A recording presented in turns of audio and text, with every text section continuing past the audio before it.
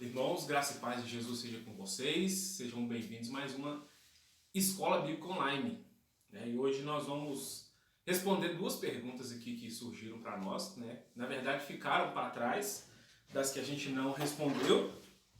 E nós vamos então, nessa semana, responder essas duas perguntas. Hoje nós estamos gravando essa vídeo online, porque eu não estaria aqui, ou estou aqui, mas não estou aqui, ou estou em outro lugar. Nesse exato momento que você está assistindo, eu não estaria aqui ao vivo, mas nós estamos gravando então para que a gente não deixe de fazer o nosso momento, que é tão importante, esse bate-papo. E hoje nós estamos fazendo diferente, estamos tendo uma experiência diferente aqui, de estar um do lado do outro. Hoje nós não estamos em cima e embaixo, nós estamos ao lado. Então que Deus nos abençoe, que você possa aproveitar também esse tempo que nós estamos passando aqui, vamos passar juntos. E que essas perguntas, as respostas que nós vamos tentar colocar aqui possam ajudar você de alguma maneira, que você possa crescer, assim como nós temos crescido também na graça e no conhecimento do Senhor. Amém? Amém. Amém. Bom dia, boa tarde ou boa noite para você. Não sei que contexto que você está nos ouvindo, mas que bom, é bom estar junto com você. Como o pastor disse, nós estamos aqui num formato um pouco diferente. E se você gostar também, a gente pode continuar nesse formato, não tem problema, tá bom? Mas a gente resolveu fazer essa EBD justamente porque o pastor não poderá estar aqui no dia que você está vendo.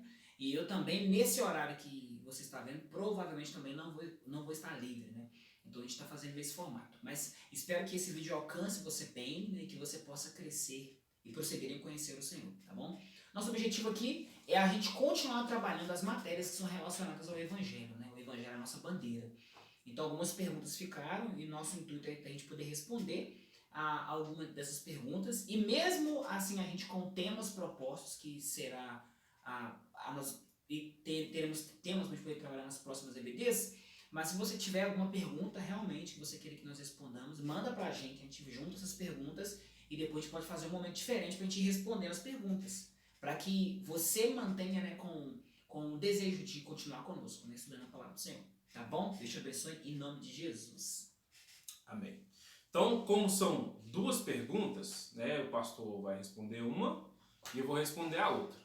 Óbvio que, como a gente sempre faz, a gente bate uma bola aqui, a gente faz uma correspondência um com o outro aqui, daquilo que a gente fala, sempre ponderando e endossando aquilo que o outro fala.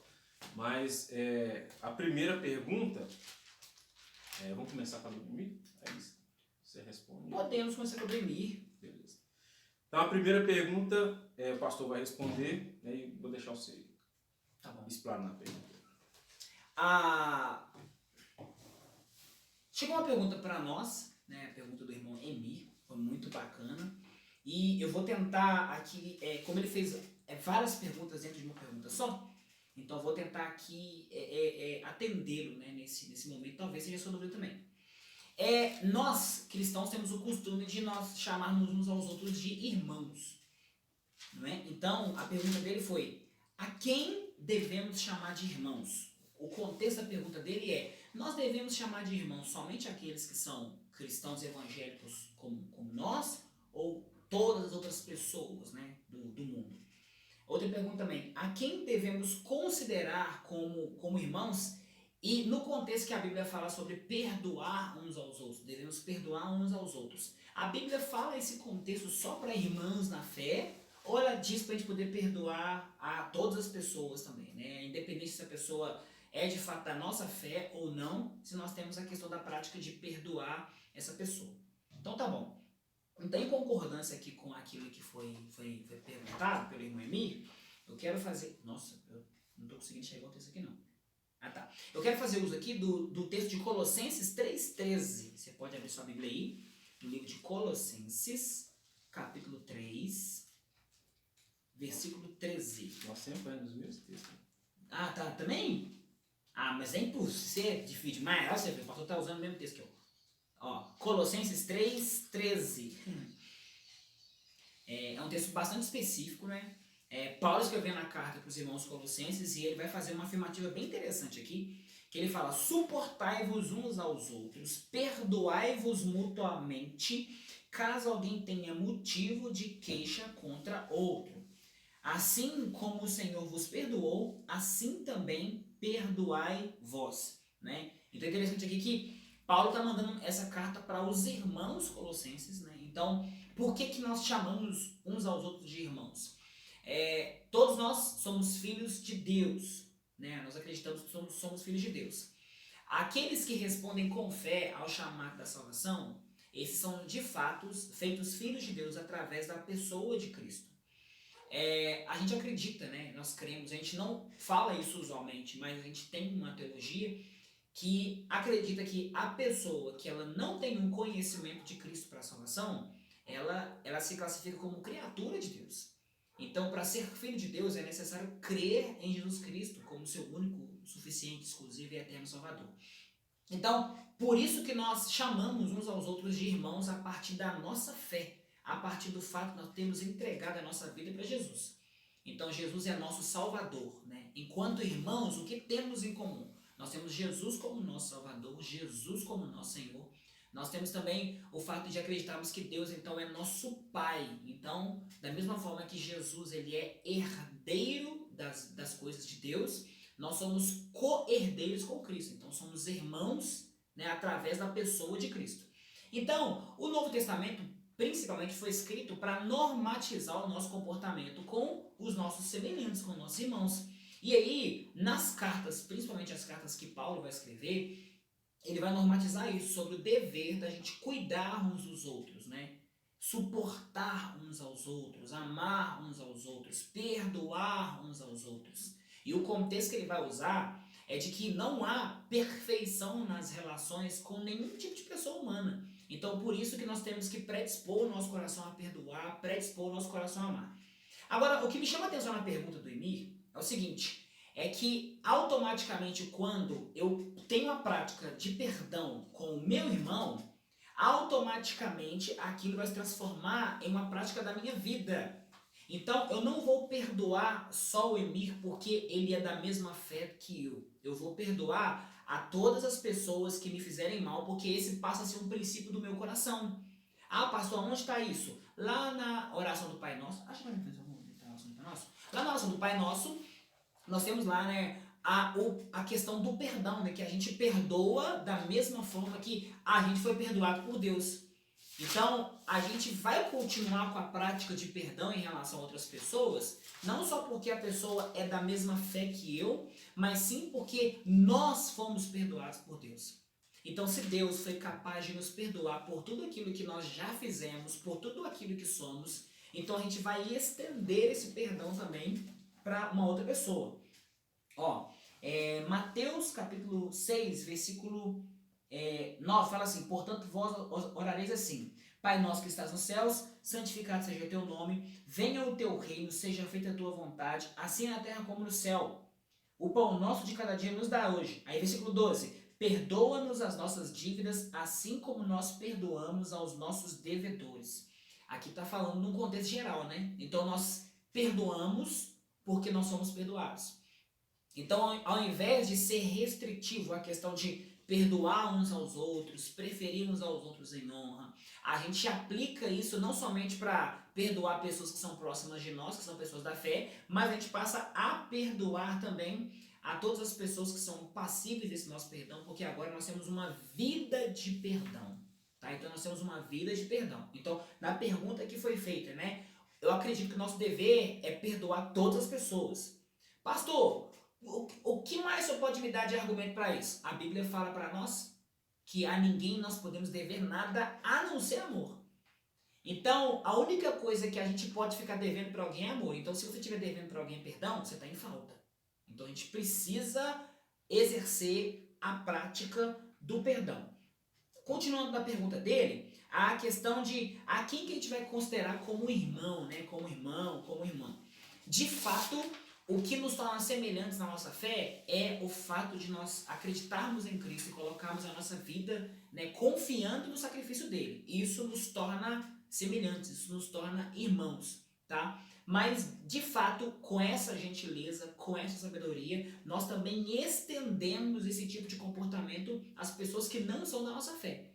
Por isso que, ainda que alguém que não é da nossa fé, a gente não seja considerado cristão naquilo que nós acreditamos, né, não seja considerado nosso irmão naquilo que nós acreditamos, mas nós o tratamos como irmão, porque nós aprendemos isso com Cristo. A gente vê que Cristo, na sua caminhada, enquanto ele esteve aqui, ele não fez, né, acepção de pessoas. Né? A gente percebe até quando Jesus tem um contato com aquela mulher sirofenícia, e aquela mulher foi, né, restaurada por uma palavra que Jesus deu para ela. Jesus também vai encontrar a mulher samaritana e ele quebra vários paradigmas com a mulher samaritana. Então, assim, a gente entende, né, que essa vida de gentileza, essa vida de perdão, essa vida de práticas, de boas obras, é uma vida que ela não vai tocar somente a nosso irmão na fé, mas vai tocar também a todas as pessoas, independente da crença que elas tenham, que nós tenhamos contato, tá certo? Agora, pensem, né, a gente tem que pensar e reforçar aqui, de fato, né, um verdadeiro cristão, ele vive na prática do perdão. O verdadeiro cristão, ele vive na prática de honrar, né, o seu próximo. O verdadeiro cristão, ele reproduz o caráter de Cristo. Então eu quero te cutucar aí, para que você perceba, né, para que você se examine, para saber se você está de fato reproduzindo o caráter de Cristo. Nós perdoamos, não porque a gente é bom, mas nós perdoamos porque nós somos perdoados, né? Pastor, eu já fiz muita coisa errada, pastor, e Deus me perdoou. Então, pelo fato de eu ter sido perdoado, a gente faz umas coisas esquisitas, né? E aí, tipo assim, já torci pro Cruzeiro, torço pro Cruzeiro, então isso é um problema. Nesse pecado você permanece. Esse pecado permanece, Mas eu vou mudar. Então, assim, nós somos perdoados, por isso que nós perdoamos, tá bom? Então, assim, tô sendo bem sintético, tá? Para que a gente possa atender realmente a pergunta do irmão. A pergunta do irmão foi uma pergunta relativamente simples, mas a gente está externando porque talvez pode ser a dúvida de outras pessoas, né? Eu não sei de fato também se isso é o costume de algumas pessoas, mas muitas vezes, pastor, a gente percebe que as pessoas, quando lê na Bíblia e vê a questão de irmãos, a questão de comunidade de fé, a gente percebe que muitas pessoas elas criam um certo desconforto quando vai lidar com alguém que não é da mesma fé que a nossa. Né? Então, a gente deve, né, tratar bem e honrar a todas as pessoas, porque, de fato, quando você trata alguém com honra, mesmo que não seja da nossa fé, pode ser uma oportunidade de ganhar aquela pessoa com a nossa fé. Não é? Então, de fato, a gente não vive na acepção de pessoas. Claro que irmãos que pensam como nós, que entregaram suas vidas a Cristo, estes sim são aqueles que vão, né, participar do céu conosco. Então, eu quero que você guarde essa resposta no seu coração e continue reproduzindo o caráter de Cristo. O pastor vai pontuar, depois nós vamos para outra pergunta. Então, eu vejo que na pergunta, como o pastor falou, tem basicamente dois aspectos diferentes. Qual que é o primeiro aspecto que eu vejo?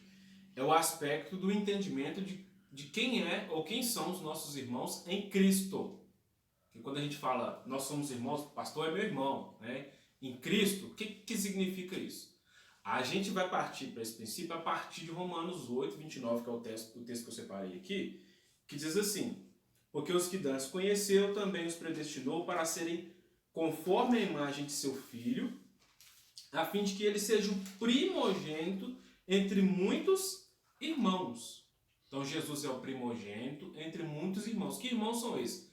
Nós, que cremos em Cristo e a partir de Cristo nos tornamos irmãos e herdeiros, co-herdeiros com Cristo, como o pastor falou.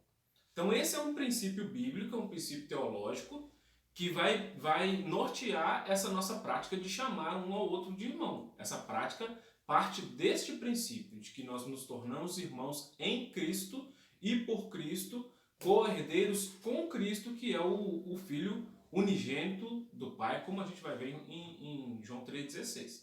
Então esse é um aspecto. Então quem teologicamente, doutrinariamente a gente chama e considera como irmãos? Aqueles que têm esse mesmo conhecimento e esse mesmo entendimento que nós temos do que é que nos torna irmãos. Sim. Ponto.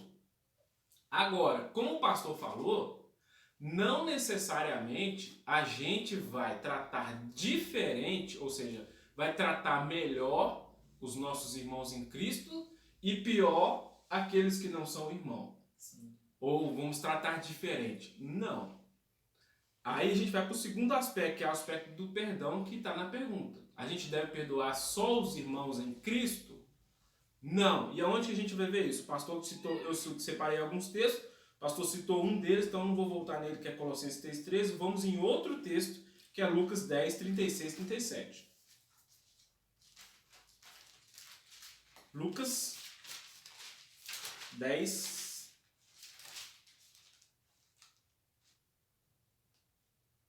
36, 37, que é o finalzinho da parábola do bom samaritano. Né? E o que Jesus fala no finalzinho dessa parábola aí? Jesus diz o seguinte, Lucas 10, 36 e 37. Qual, pois, destes três te parece que foi o próximo daquele que caiu nas mãos dos seus salteadores?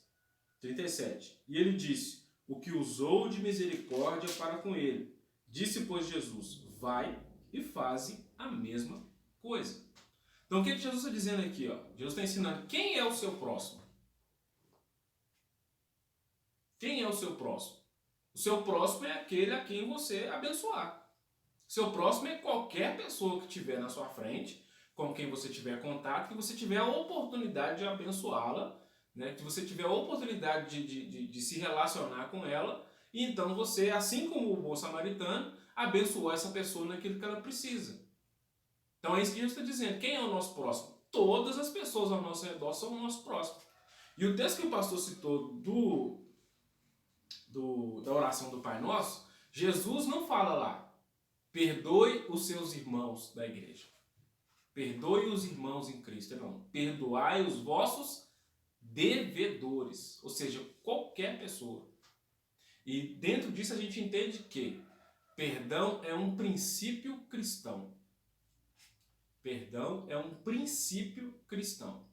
Ou seja, se você é um cristão, se você se tornou um filho de Deus, um servo de Jesus Cristo, perdão tem que fazer parte do seu princípio de vida. Ele tem que ser dos princípios norteadores do seu modo de viver, do seu modo de ser, do seu modo de pensar, do seu modo de agir.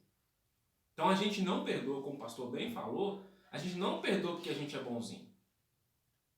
E outra, a gente não perdoa porque a pessoa merece. Porque o princípio por trás do perdão que a gente está tratando aqui, ele começa em quem? Começa em Jesus, que como na oração ele diz, né? Perdoa os nossos devedores, né? Nos perdoe como nós perdoamos os nossos devedores. É uma oração de conformidade, né? Então nós somos perdoados, né? E por isso estamos perdoando, né? Estamos na prática do perdão. Essa prática não é desassociada de nada, né? É uma prática associada por Cristo. Exatamente. Ela começa em Cristo, que transfere para nós e nós transferimos para o outro. Ou seja, eu perdoo porque fui perdoado. E Jesus vai falar uma parábola, vai ensinar uma parábola sobre essa, que é fugiu agora a mente, mas é uma parábola onde o servo é perdoado pelo seu senhor. Credor incompassível. Isso, credor incompassível. O servo é perdoado pelo seu senhor, uma quantia assim, exorbitante que ele não tinha a mínima condição de pagar, e quando ele chega com o seu conservo, ou seja, o seu irmão, o seu próximo, que lhe devia uma quantidade infinitamente inferior àquela que ele devia, ele não perdoa. E aí o seu senhor chama ele de volta e fala, agora você vai pagar o que você deve, porque você não repetiu com o seu próximo, com o seu conservo, aquilo que eu fiz com você. Então o princípio é esse, nós estamos perdoando não porque o outro merece, mas porque nós já fomos perdoados daquilo que nós não tínhamos condições de pagar. Então o princípio que Deus estabelece para nós é que a gente faça isso com o próximo.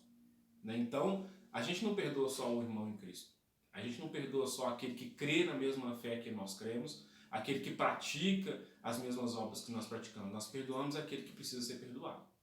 Né? E seja ele quem quer que seja. Amém? É isso. É o texto que ele citou aqui do credor compassivo, está lá em Mateus capítulo 18, versículo 23 e 35. E só um adendo aí, o texto que o pastor citou sobre a questão do próximo, né? É interessante que lá tem quando Jesus acaba de contar a parábola, ele pergunta assim, e quem foi o próximo, olha a pergunta, quem foi o próximo daquele que caiu na mão dos salteadores? Aí, né, o pessoal responde, né?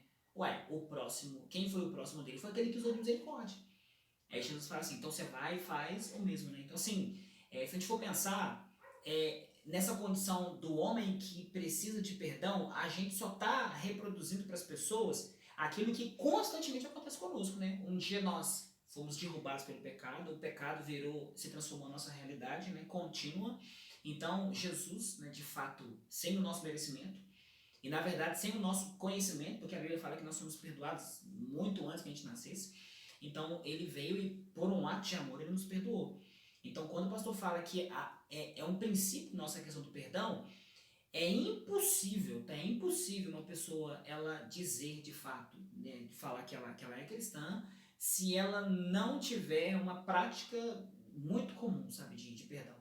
E porque às vezes também, pastor, a gente acha que o fato de ser cristão é tipo assim, Senhor, eu quero que evite situações que eu preciso perdoar. Eu não quero que evite, eu quero que evite situações que eu tenho estresse, né? A gente pensa que uma vida cristã é uma vida isenta de coisas estranhas acontecendo, mas na verdade não. A vida cristã, o próprio nome já diz, é uma vida, né? Então, na vida tudo pode acontecer. Então, com aquilo que acontece, a gente vai reagindo com aquilo que a gente acredita. Então por isso que é muito importante, eu não sei como é que é a sua vida, eu não sei como é que é a sua vida de perdão, mas eu acredito que pode ser que esse vídeo chegue para pessoas que têm alguma dificuldade de liberar o perdão. Quando você libera o perdão, você está fazendo um favor não somente para o outro, né, que a gente pensa que está fazendo um favor só para o outro, mas é um favor para a gente mesmo. Né? Então a prática de perdão é muito importante porque ela faz com que a gente possa progredir. Não é? Então, de fato, se você faz isso, né, faça isso com todas as pessoas também, mas entenda que você está fazendo isso porque Cristo te resgatou para isso. Se não fosse pela pessoa de Cristo, a gente de fato não conseguiria. Então minha pergunta para você é, você pode ser próximo de quem? Né? Você pode ser o próximo, você pode usar de misericórdia para com quem? Né? Quem que fez alguma coisa que é passível da sua ajuda, que é passível do seu perdão? Pense nisso. Existem muitas pessoas que podem precisar e que são carentes daquilo que nós podemos oferecer para elas. O que é que você pensa nisso?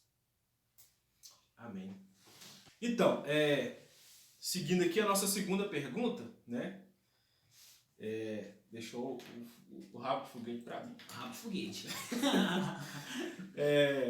E realmente né? É uma pergunta bastante complexa, né? Digamos assim, dentro do aspecto geral, ela é complexa porque no meu ponto de vista, não tem uma resposta taxativa para isso. Né? A gente vai ter que entender o contexto da situação. Por isso eu trouxe aqui 4 textos bíblicos, a gente analisar os 4 e tentar achar o meio termo aí. Qual que é a pergunta? Vamos lá. De acordo com Efésios 5:11, né? Que diz, e não sejas cúmplices nas obras infrutíferas das trevas, antes, porém, reprovai-as. Somos instruídos a não cooperar com obras infrutíferas do inimigo. Com base nesse texto, gostaria de entender o que a Bíblia diz sobre cristãos que trabalham com gravações e eventos que envolvem prostituição, vícios, álcool, como, por exemplo, shows mundanos. Bem como pessoas que trabalham com vendas e acabam expondo muito o corpo, por exemplo, venda de roupas. Tenho muita dúvida sobre essa questão. Não entra na minha cabeça, não fecha a conta, uma vez que o cristão transformado por Cristo passa a ser nova criatura, além da Bíblia dizer que não há comunhão entre luz e trevas. Então, de fato, né, algumas dessas afirmações aqui são exatamente aquilo que o texto bíblico vai nos dizer, mas, como eu disse, é complexo, não tem uma resposta dizer assim, não, é assim e pronto. Né? Até porque os textos que nós vamos tratar aqui vão nos levar a isso. Então, primeiro a gente vai entender o contexto do Efésios 5:11. Né? Vamos lá, Efésios capítulo 5.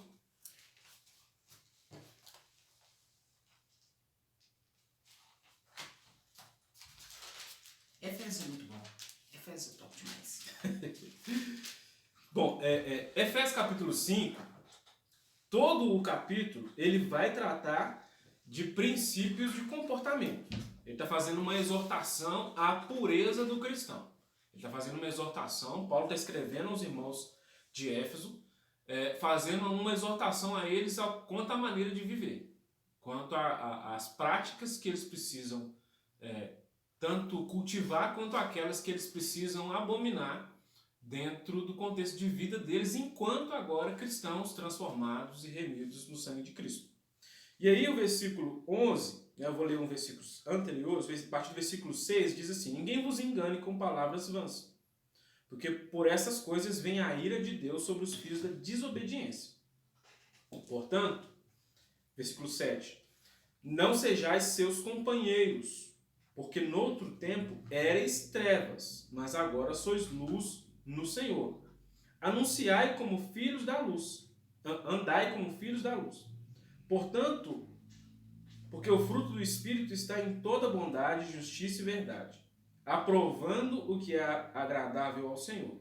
E não comuniqueis com as obras infrutuosas das trevas, mas antes condenai-as, porque o que eles fazem em oculto, até dizê-lo, é torpe. Mas todas essas coisas se manifestam sendo condenadas pela luz, porque a luz a tudo manifesta. Por isso diz: desperta tu que dormes, e levanta-te dentre os mortos, e Cristo te esclarecerá. Qual que é o contexto aqui da expressão obras infrutíferas? Ele está falando daqueles que são falsos profetas.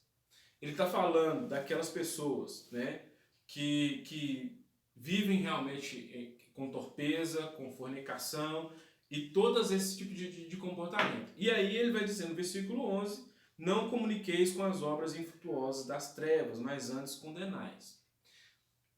Mas é importante a gente parar para pensar o seguinte: o que Paulo está querendo dizer com isso? O que esse contexto aqui está ensinando para aqueles irmãos e o que isso traz de ensinamento para nós? Quando Paulo fala de nos contaminarmos, quando Paulo fala de colaborarmos com obras infrutíferas, ele está falando de algo específico. E o que é específico aqui? A nossa colaboração nessas obras. O que ele quer dizer com colaboração? Suponhamos que o pastor John está fazendo algo errado, né? E aí, eu sei que ele está fazendo errado, ele é um irmão em Cristo, eu sei que ele está fazendo a coisa errada, e aí, como se diz, eu deixo rolar, né? Deixa rolar. Ele é meu amigo, ele é meu irmão, então eu não vou intervir nessa situação. E outra coisa é eu colaborar com ele, né? O pastor Johnny está fazendo uma coisa errada e eu vou e participo desse erro dele, né? E acabo me tornando, como se diz, um cúmplice no erro dele, né? E acabo sendo, de fato, um acessório no erro dele, né? Eu creio que é mais ou menos isso que Paulo está dizendo. Da gente não se tornar acessório do erro do outro. Da gente não se tornar cúmplice do erro do outro. Eu acredito que Paulo não está falando aqui exatamente de que a gente seja aquele que pune o outro por causa do erro, mas que a gente não seja colaborador do erro. Esse é um ponto, né? E dentro disso aqui a gente precisa de fato pensar nessa questão. E aí a gente vai para a prática. Hoje em dia é um pouco complicado isso. Por que é um pouco complicado? Porque a gente vive num mundo em que as nossas relações, elas são tanto relações de nível espiritual quanto de nível prático. Sim. Quando eu vou me relacionar com alguém no mundo dos negócios, por exemplo, eu vou contratar o serviço de alguém. Suponhamos que eu vou contratar um fotógrafo, por exemplo, para fotografar meu casamento, para fotografar um evento na minha igreja. Não necessariamente esse fotógrafo crê na mesma coisa que eu creio, né? O pastor John, por exemplo, que casou há pouco tempo, né? Contratou fotógrafo, né? Contratamos. Top. Mas... Pois é. O fotógrafo que você contratou cristão também? Não sei. Não sei. Eu ia falar que não, mas eu não sei. Mas eu acredito que não praticante. Acredito que não seja praticante. Pois é. E o que eu estou querendo mostrar é que a gente vai lidar com pessoas que não necessariamente são da mesma fé que nós. Sim. Mas nós vamos nos relacionar com essas pessoas, né? Suponhamos que fosse o contrário, que o pastor Johnny não fosse cristão e o fotógrafo que fotografou o casamento dele fosse. É a mesma situação. Verdade. É a mesma situação. Às vezes a gente sempre vê a situação do nosso ponto de vista. Ou seja, eu sou cristão, eu sou filho de Deus, então não vou me relacionar com aquele que não é cristão. Isso não é possível. Infelizmente, isso não é possível. É aquilo que nós falamos outro dia, não sei se foi na live de quinta-feira passada, que eu falei da relação do cristão e o mundo. Nós estamos nesse mundo, mas não fazemos parte desse mundo. É o que Jesus fala, né? Eles estão no mundo, mas não são do mundo. Nós estamos no mundo, mas não fazemos parte do mundo. E esse estar do mundo está falando de essência. Está falando de ser e pertencer. Não estou falando somente de estar na presença das pessoas do mundo. O que eu quero dizer com isso? Que uma coisa é a gente se tornar participante de determinadas obras e outra coisa é a gente estar no mesmo ambiente. E aí eu vou me lembrar de Cristo, por exemplo. Uma das grandes coisas que Jesus Cristo foi criticado pelos fariseus foi justamente por isso. Você come com os pecadores. Não pode, não tem como. Né? Isso é inadmissível. Ele ganhou um apelido, né? Beberrão e comerrão. Exatamente. Beberrão e comilão. Comilão, Né? Você não pode sentar com os pecadores. Você não pode ir sentar com os cobradores de impostos. Você não pode sentar com o samaritano. Porque naquele contexto, quando você senta com alguém, igual nós estamos sentados aqui, né? Não estamos comendo ainda, né? Mas nós não estamos... Brevemente.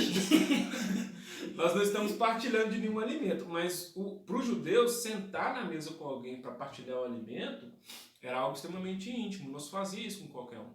Então, quando Jesus sentava na mesa para comer com alguém, ele estava dizendo que ele tinha comunhão com aquela pessoa, e era esse o problema. Ter comunhão com o que Paulo está dizendo aqui, com as obras infrutíferas. Aquelas pessoas tinham práticas infrutíferas, aquelas pessoas eram incrédulas. E é interessante que na cultura deles, né? Na cultura deles, era de fato isso. Era como se, né? Para todos os homens da lei, Jesus estivesse comunicando para eles que Jesus não somente estava ali, mas Jesus concordava, ou Jesus participava também de tudo aquilo que eles participavam, porque Jesus estava de fato no mesmo ambiente, né? Jesus veio para provar uma lei, né, justamente contrária, né? Que estava ali para a transformação. Né? E por que eu estou trazendo um exemplo de Jesus? Porque a gente, em momento algum, a gente pensa que Jesus está se contaminando com o pecador. Em momento algum, a gente cogita essa ideia. Verdade. Não, porque Jesus sentou para comer com os publicanos, então naquele momento ali Jesus estava em pecado. Eu nunca vi ninguém conjecturar isso. Mas ali é Jesus, né? É. Oh, Jesus. Mas então por que a gente conjectura isso a respeito do próximo? Se a gente não é capaz de conjecturar isso a respeito de Jesus, por que a gente faz isso a respeito do próximo? A questão é, Jesus não se contaminava com a impureza de quem estava do lado dele. Pelo contrário, a santidade de Jesus santificava aquela pessoa que era impura. Então a pergunta que eu faço é, a pessoa que está trabalhando num ambiente que não é um ambiente cristão, que não é um ambiente, digamos assim, favorável para um cristão estar, essa pessoa está se contaminando com aquele ambiente ou ela está purificando o ambiente? Por isso que eu disse que é complexo, porque essa resposta eu não posso dar, só a pessoa que está lá que pode dar. Eu posso falar de mim. Quando eu estou num ambiente que não é um ambiente cristão, esse ambiente não me influencia. Pelo contrário, eu procuro influenciar esse ambiente. Porque essa é a minha função enquanto cristão, enquanto sal e luz, que é a nossa identidade que Cristo nos dá. Sal e luz. Sal, sabor, luz, iluminar trevas. Então esse é o nosso foco. Como é que eu vou dar sabor aonde não precisa de sal? Como é que eu vou iluminar aonde não tem trevas? É necessário que eu ilumine aonde há trevas. E aonde há trevas? Para todo canto que a gente vê há trevas. Verdade. Você vai no supermercado, o dono do supermercado pode não ser um cristão, pode não nem concordar com a fé cristã. Mas, no entanto, você tem que ir lá. Hoje, por exemplo, de manhã eu fui no supermercado, pra comprar os negocinhos lá pro café. Sério? Fui. Aí fui no supermercado de manhã e eu cheguei no caixa, na hora que eu fui passar no caixa, eu falei bom dia pra moça do caixa antes de entregar as compras. Ela não me respondeu. Amém. Ela não tava num bom dia. Não tava num bom dia. Ela passou as compras, né? Aí eu tinha comprado uma caixa de leite, eu tirei como a gente faz, né? Tira uma caixinha e dá. Aí eu falei com ela, é uma caixa, tá? Tava no carrinho. Ela não respondeu, passou a caixa. Aí terminou a compra, eu passei o cartão, digitei a senha, falei, muito obrigado. Ela virou e não respondeu. Eita. Falei, amém, glória a Deus. Né? Tudo bem. Ou seja, eu não me senti maior, menor, pior em relação ao que ela fez. Eu fiz aquilo que eu tinha que fazer, que era cumprimentar, conversar, ser cordial. Eu fiz aquilo que eu tinha que fazer. Se não houve resposta do outro lado, paciência. Então nós, enquanto cristãos, nós estamos a todo momento envolvidos em ambientes e nos relacionamos com pessoas que nem sempre vão corresponder à nossa fé. Nem sempre vão corresponder àquilo que a gente acredita enquanto cristão. Mas isso não tem que fazer com que a gente diga assim, então eu não vou mais. Amanhã, se eu voltar lá e for a mesma menina no caixa, eu não vou cumprimentar ela. Pelo contrário, amanhã eu vou fazer a mesma coisa. E eu sou assim. Se eu for lá e eu ver ela em algum caixa, eu faço questão de ir no caixa dela. Oi, você lembra de mim? E falo, bom dia, tudo bem com você? Deus te abençoe. Por quê? Porque é a minha função. Então a gente se preocupa muito mais com a impureza do outro do que com a nossa pureza. Então eu não tenho que ficar me preocupando com a impureza do ambiente onde eu estou. Se eu sou luz igual a Jesus, eu tenho que purificar o ambiente onde eu estou. Ponto. Mas vamos lá, falei que tinha outros textos. Mateus 18, 7 a 9.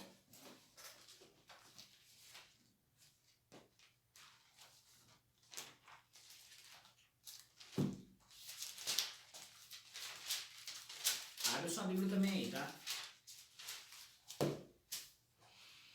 Você me passou o tempo mais difícil aí, eu gasto mais tempo. Sua letra é bonitinha, cara. É nada. É um garrancho total.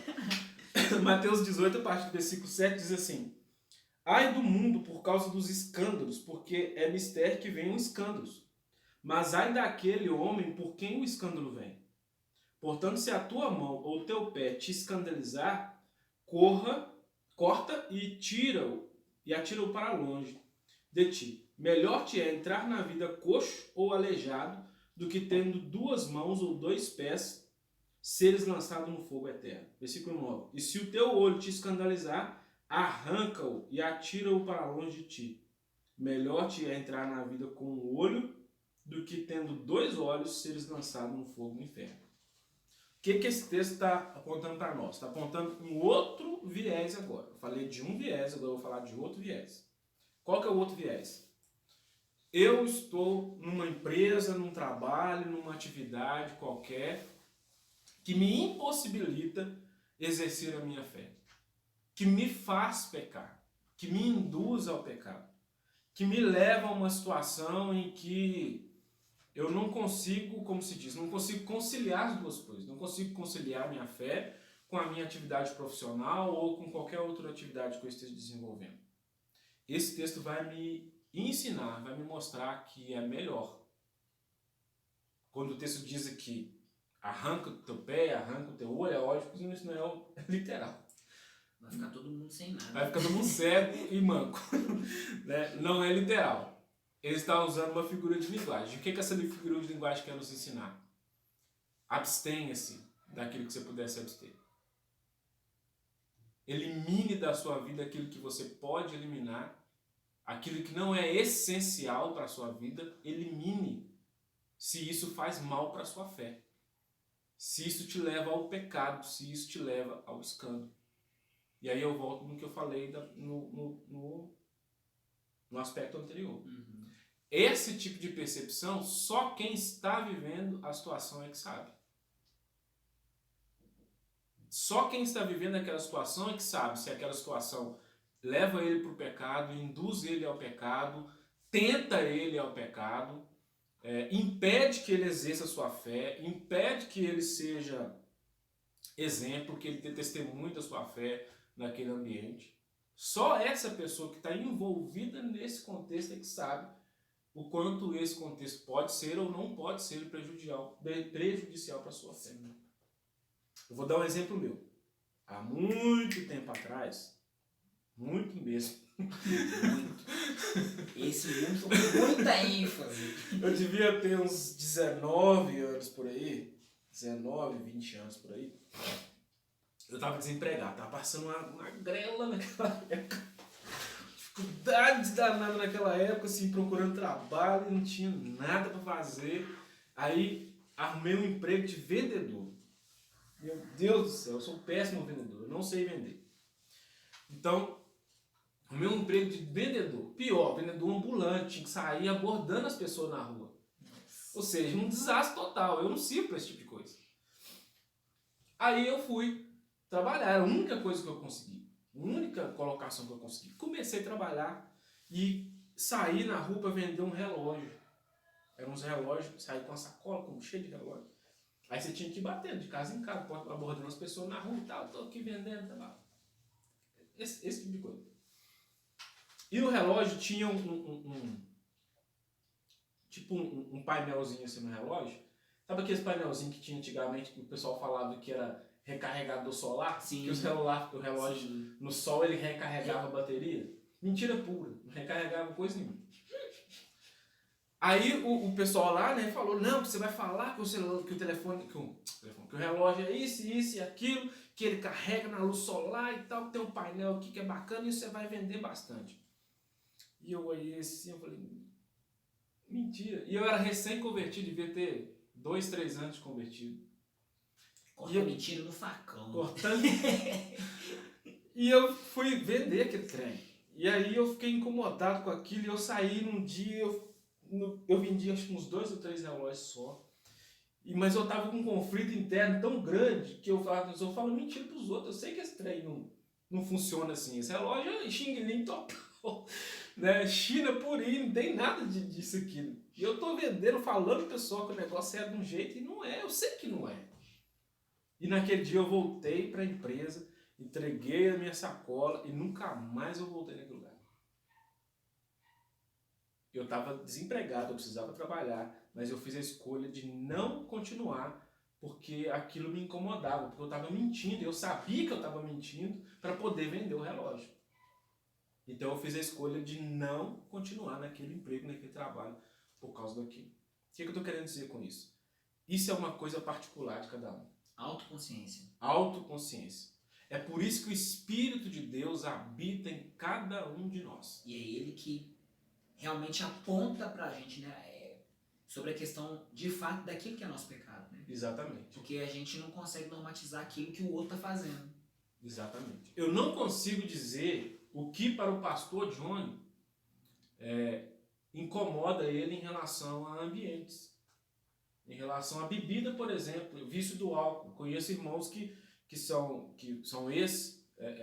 viciados em álcool e que álcool para eles, em hipótese alguma, pode chegar perto. Para mim não me incomoda, mas para aquele irmão aquilo incomoda ele. É verdade. Aquilo suscita nele tentação para o pecado. Aquilo leva ele a uma condição em que provavelmente ele vai acabar pecando, então ele precisa fugir daquilo. Mas eu volto a dizer, como diz aqui o texto, se te faz pecar, arranca. Se te faz pecar, se te induz ao pecado, você tem que decidir, olha, isso não é bom para mim, eu preciso me afastar dessa situação. Mas isso não é algo que eu digo para você, olha, faça isso, faça aquilo, fuja disso, fuja daquilo. É o Espírito que tem que fazer isso, porque o Espírito é aquele que nos convence do pecado, da justiça e do juízo.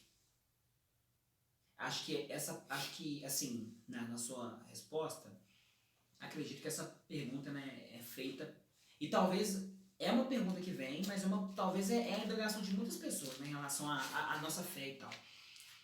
Porque cristãos zelosos pensam realmente nisso, né? Pensam no contexto aqui que foi colocado, é a questão de que alguém cristão que se envolve num meio que não é um meio comum para nós, né? E é interessante isso, é interessante a Bíblia chamando a responsabilidade para o espírito que supostamente opera na vida daquela pessoa, né? Uhum. Então, a gente precisa realmente apelar para isso. E como você citou muito bem, a gente precisa pensar sobre a questão de escala de valores, né? Porque realmente o que para mim é muito ruim, o que eu não faria, pro outro já não tem tanto sentido, né? É interessante que eu vou citar um exemplo meu, eu tenho um pequeno trauma, eu tenho uma dificuldade com... Eu vou falar o nome, vocês não vão... Se o povo rir de mim em casa, não tem problema não. Eu tenho um pouquinho de dificuldade com aquele negócio que o cachorro faz, quando depois que acabou de comer e tal, ele faz aquele negócio lá, o cheiro não é muito bom. Bolinho. Bolinho, isso mesmo. Aí, se eu estiver andando de bicicleta, se eu estiver andando a pé, se eu estiver andando de carro, se eu ver um bolinho, eu vou dar a volta do mundo pra me passar longe daquele negócio. E pra mim, eu não gosto daquele negócio nem de jeito nenhum, de espécie nenhuma. Nem o meu, de jeito nenhum. Só que assim, isso é meu.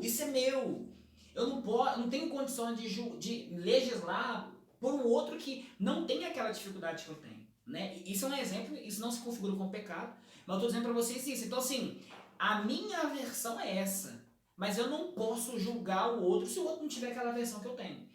Então esse é um exemplo. Então, enquanto pastores, né, enquanto pregadores do evangelho, a gente lida muito com isso, né? A gente lida muito com situações em que a gente praticamente precisa clamar no Espírito Santo para que o Espírito Santo possa clamar e possa convencer o coração daquela pessoa sobre aquilo que é certo ou errado. E se for certo para aquela pessoa, Deus coloca paz nos nossos corações, porque nós estamos falando do Evangelho de Cristo. Essa resposta aqui não tem muito a ver com a vida da pessoa, mas tem mais a ver com o Evangelho que a gente acredita. O Evangelho é o árbitro daquilo que nós fazemos. Então, se a gente prega o Evangelho que é árbitro, a gente precisa acreditar que esse Evangelho está sempre apontando para as pessoas o que deve, o que não deve fazer. Se alguém chega para mim e fala, pastor, Deus mandou fazer tal coisa, quem sou eu para falar que ela não deve fazer? A minha dúvida é se de fato Deus falou com ela. Eu vou falar para ela, foi Deus que te falou, foi Deus que falou isso para você mesmo, você compreendeu isso com todas as letras. Se você compreendeu o que Deus te falou, faça, porque a minha voz não pode ser maior que a voz de Deus. Né?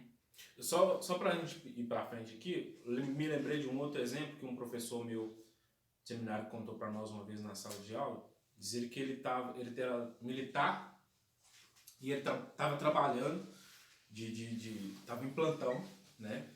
E ele trabalhava ali na região da Pampulha. E ele foi designado com um outro colega para trabalhar ali perto da Pampulha, na Lagoa da Pampulha, justamente num dia que era negócio de Iemanjá, um negócio assim, aí tinha o pessoal lá fazendo, né, a atividade deles e tal, e todo aquele contexto que envolve a questão da Umbanda e tal, não sei explicar muito sobre isso, mas era esse o contexto. E aí diz ele que ficou naquela, foi designado para trabalhar naquele lugar ali, fazendo segurança, e ele estava de plantão, e ele tinha que ficar ali bem do lado, digamos assim, do pessoal que estava fazendo as coisas que eles tinham que fazer, as práticas que eles tinham que fazer. E aí ele ficou assim, e agora, como é que vai ser? Eu sou cristão, sou servo de Deus, e eu vou ficar aqui, né? Que difícil, né? Do lado aqui do negócio, e como é que eu faço? Né? Meu emprego, meu trabalho, como que eu faço? Eu podia...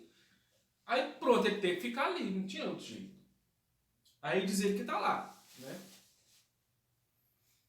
Com um colega, ele e o amigo do colega do lado, que também era cristão. Aí os dois estão lá, fazendo o trabalho deles, né? Parados. E o pessoal começou lá com o trabalho deles.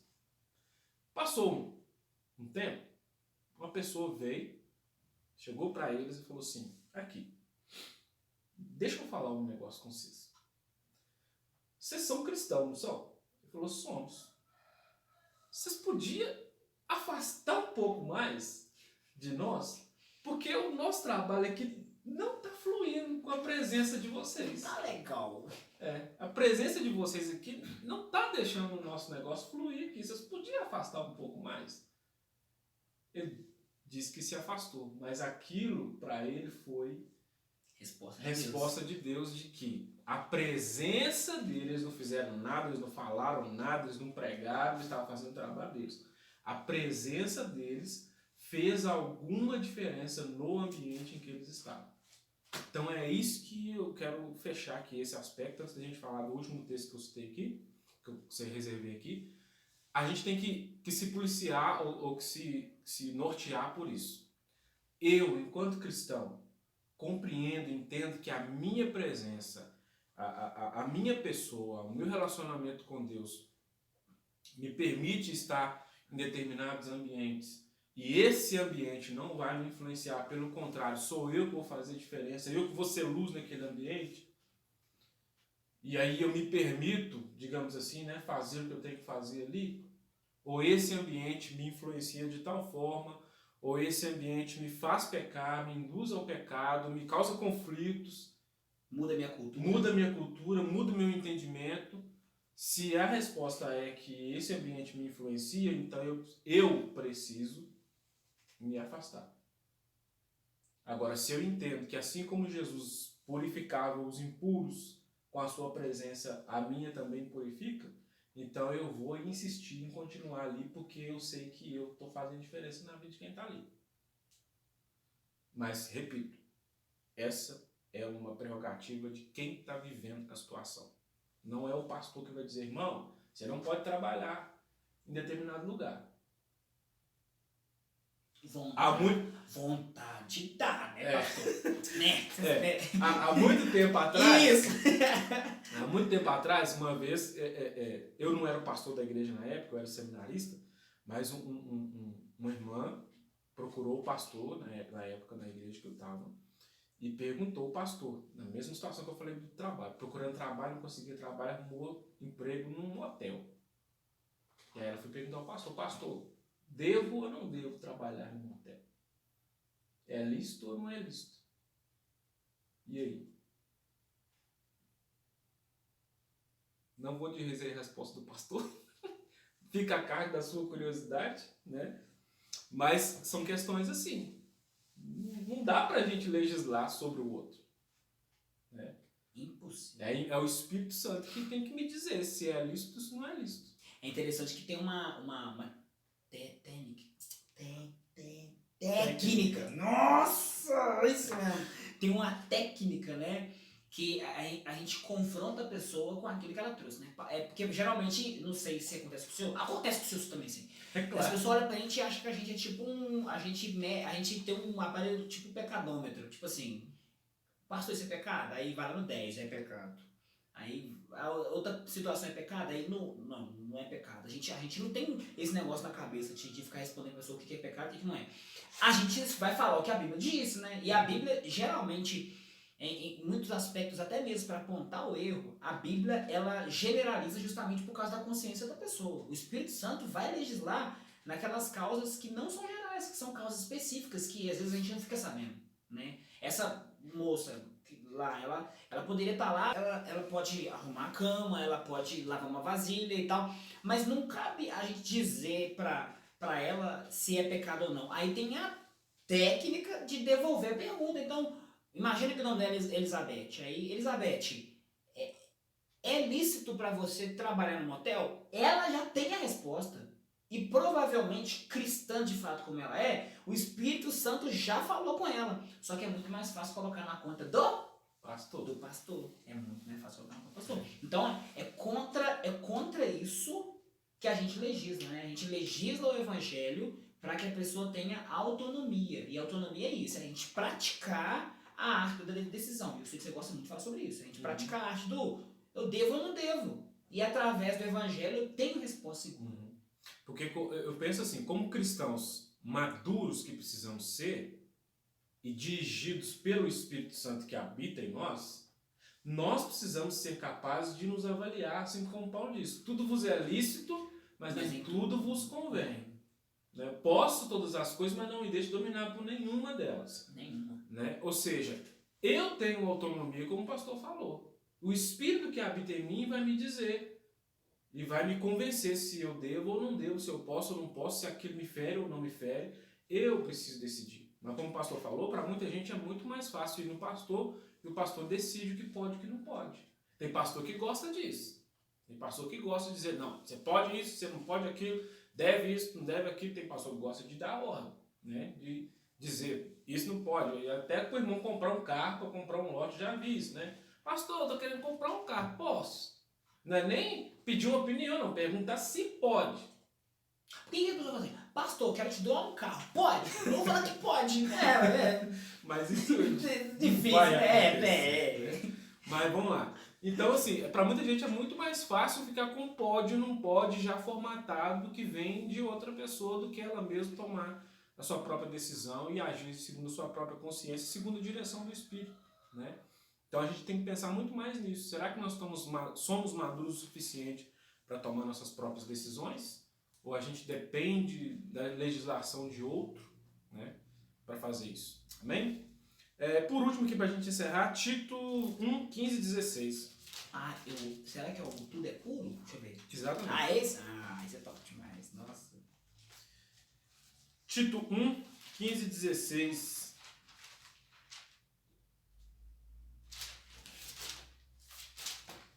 Cadê o Tito?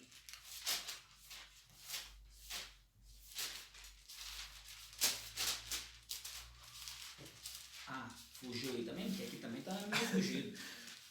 É um livro que a gente quase não lê, né?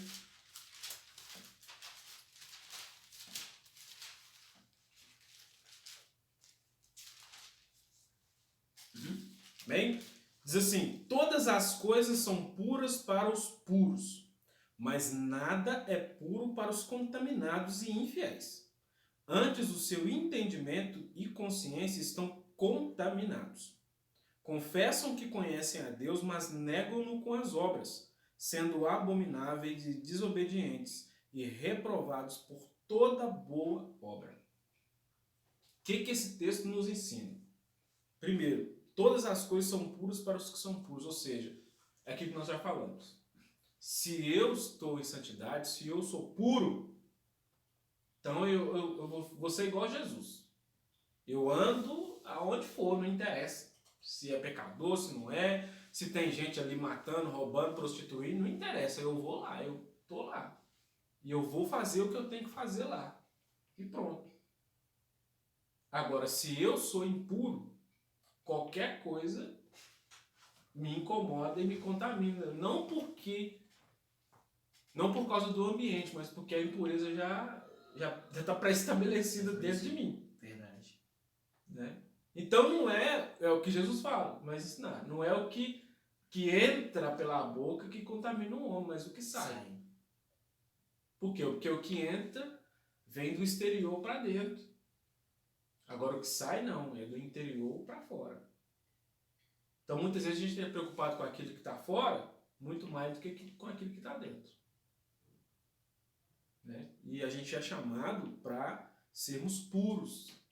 No sentido de que aquilo que sai de nós purifica e abençoa o ambiente onde nós estamos. Esse é o conceito de sal e luz. De nós fazermos diferença na vida das pessoas, de nós termos bom testemunho, de nós anunciarmos o Evangelho a partir de quem nós somos.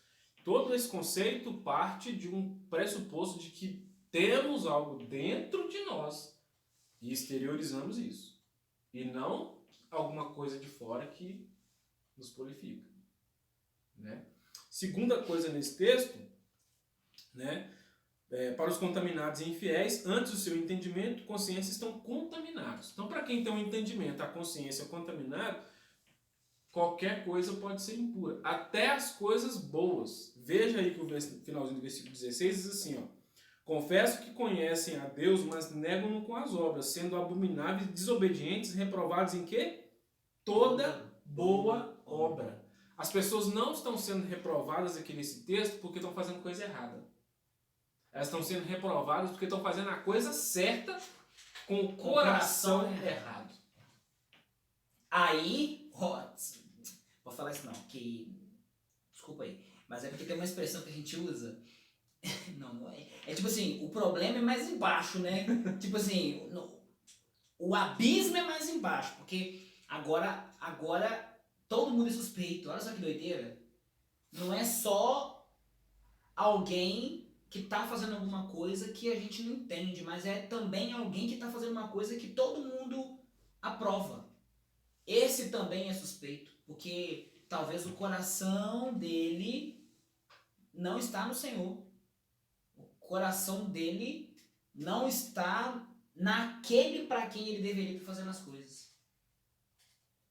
É um outro problema.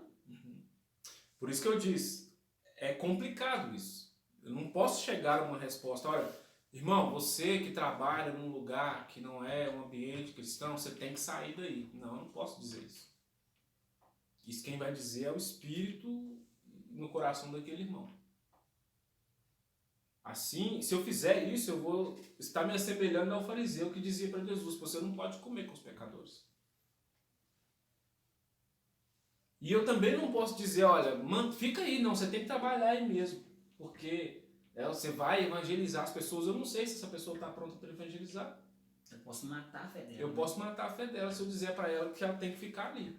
Eu não tenho como dizer pode e não pode. E nem é tarefa nossa dizer não, isso. Isso é tarefa do Espírito. Do Espírito. Eu lembro que Pastor Oswaldo me ensinou muita coisa importante. Eu lembro que talvez a mais preciosa lição que ele me ensinou foi isso, sabe? E assim, é de difícil compreensão para alguns, mas eu tenho usado muito, sabe?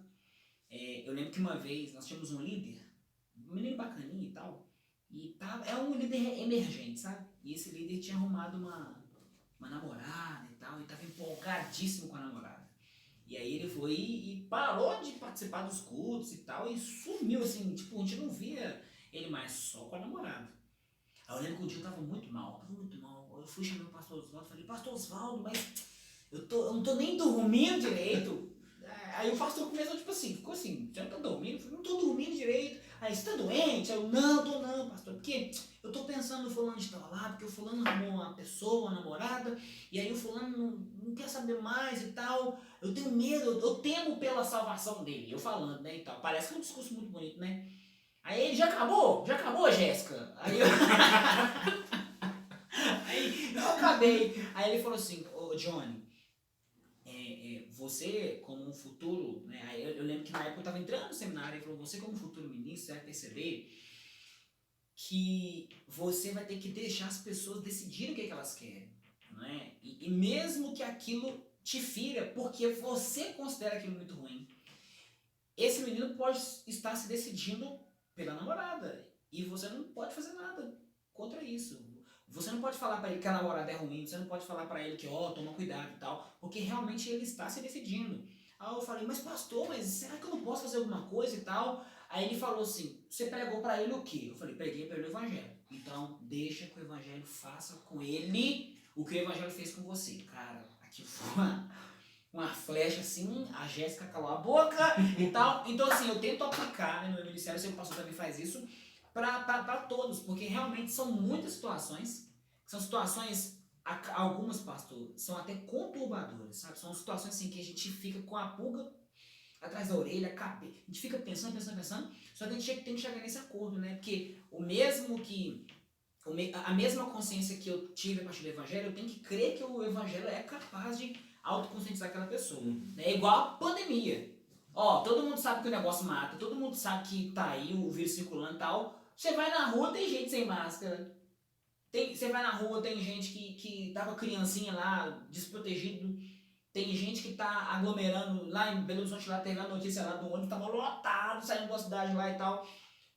Eles têm as mesmas informações que a gente. Então é isso, o evangelho é isso. A pessoa não pode ser penalizada se ela não tem informações do evangelho. Mas se ela tem informações do evangelho, então a gente precisa acreditar no potencial do evangelho, né? Para que o evangelho possa tornar aquela pessoa autocompetente, né? Para ela decidir.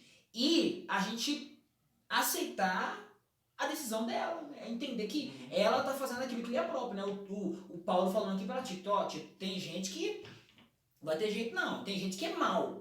Esse cara que é mal pode fazer coisa boa, mas ele vai continuar revelando o coração mal, mesmo na coisa boa que ele fizer. Né? Então, assim, talvez foi uma das lições mais difíceis. E eu digo porque isso pra mim é difícil. Isso é difícil pra mim, porque eu tenho isso todo ser humano tem. Eu acho que isso, não sei se é mal de pastor, sabe? Mas a gente parte do pressuposto de que todo mundo é bom, né? A gente tem uma dificuldade de crer que o fulano é mal. A gente tem uma dificuldade de crer que o fulano não quer nada. A gente acha, não, fulano é bom, fulano quer melhorar. Então, a gente sempre pensando nisso, a gente não vai pensar que o fulano vai querer alguma coisa que é ruim. O fulano vai querer aproveitar da oportunidade para experimentar as coisas do mundo. Então a gente não vai pensar, a gente vai pensar que o fulano tá ali, que ele quer ser luz mesmo, mas a obra dele e também o caráter dele pode revelar o contrário. Né? Então a gente precisa se agarrar no evangelho para a gente não depender de respostas humanas. Por isso que a gente tem que ter em mente que isso é uma obra do Espírito, não é uma obra minha, não é uma obra da igreja, né? Porque às vezes eu já vi muita gente falar assim, não, porque a gente tem que defender a honra da igreja, porque o fulano de tal tá dando testemunho. A honra da igreja foi defendida lá na cruz. O fulano de tal tá dando um mau testemunho pra igreja, o nome da igreja está sendo jogado na lama. Peraí, gente, quem defende a honra da igreja é Jesus, não é nós não. Ele até morreu por ela. Exatamente. Quem defende a igreja é Jesus. Quem tem que fazer justiça pela igreja é Jesus. Quem tem que se preocupar com a honra de Deus e de Jesus é Jesus, não é nós não. Pera lá. Eu já ouvi gente falar isso. Não, porque a honra da igreja. Peraí, cara. A honra da igreja é um negócio que é de Jesus, não é nosso não. Tá? Então, assim, a gente tem que deixar o Espírito fazer aquilo que é peculiar ao Espírito e a gente fazer aquilo que é o que nós devemos fazer, igual o pastor falou. Você já pregou para ele? Né? É o que Mateus ensina para nós. Se o teu irmão pecar contra ti, vai, arrepende, tira ele só. Ou seja, já pregou para ele, já conversou com ele, falou de Jesus para ele, ele compreendeu o Evangelho, ponto. Se você fez isso, amém. Deixa o Espírito agir agora. Verdade. Né? Agora, se você não fez, aí sim, aí é uma responsabilidade sua. Vai lá e prega. Vai lá e fala de Jesus para ele. Agora, se você já fez isso, é o Espírito que tem que dirigir agora. Amém? Acho que é isso, pastor. Fala, viu? Essa aí foi Pedrada. arrebentar o cabelo do subaco preto. Pedrada. Irmãos, continue mandando as perguntas dos irmãos, ainda que nós vamos trabalhar com temas, tá? A gente depois separa um tempo para poder responder as perguntas. Falar para vocês um dos benefícios da escola dominical, né? Aí a escola bíblica, na verdade, né? Ela pode ser domingo ou não. A nossa está sendo escola sabatina. É escola bíblica online. Online. Não é dominical, não é sabatina, não é de segunda-feira, não é de quarta-feira, é online.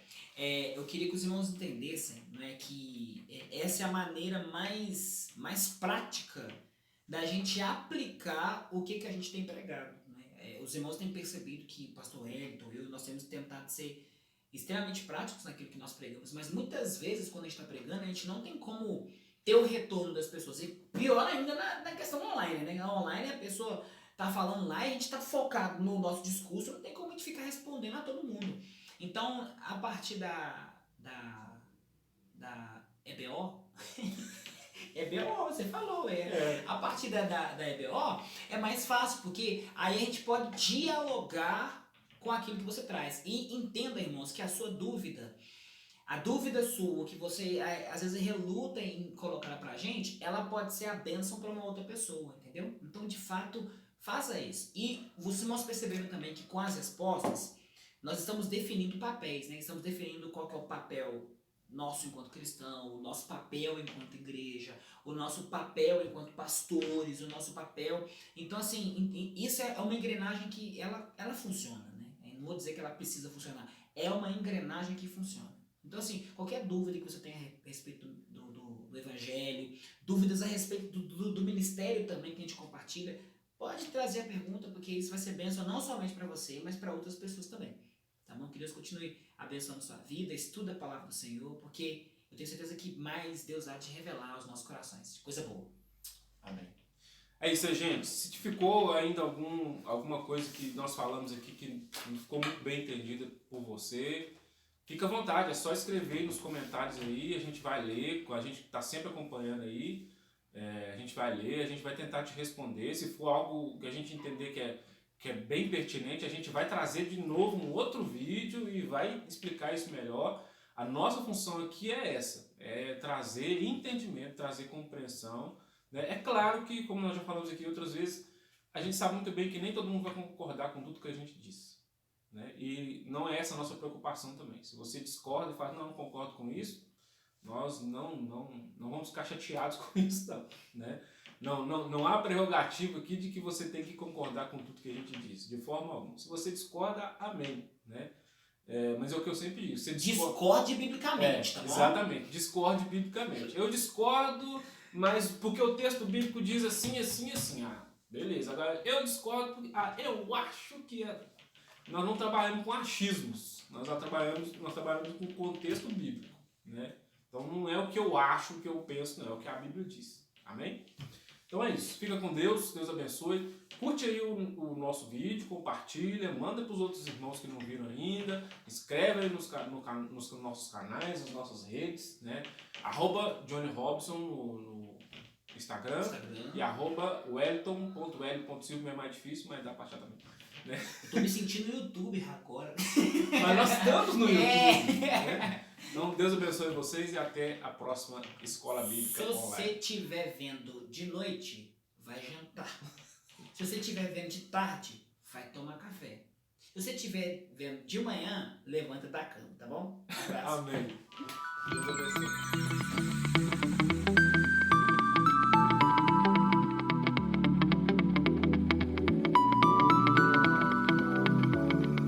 Tá gravando? Vai gravar com essa luzinha assim? Tá, né? Aí depois você corta esses... Corta tudo. E vai corta! Ou não. Não corta não manda pro make off não, cara. Esse negócio tá errado aí, ó. Vamos lá, então. Vamos fazer o seguinte. Bom dia, boa tarde ou boa noite, né? Ou boa tarde. Boa tarde. Falar boa tarde. A gente pode falar bom dia, boa tarde. Igual vai ter gente que vai ver. Mas é boa tarde, né? Porque é o horário que a gente passaria a coisa. Seria o. Não, beleza. Boa tarde. Então, boa tarde.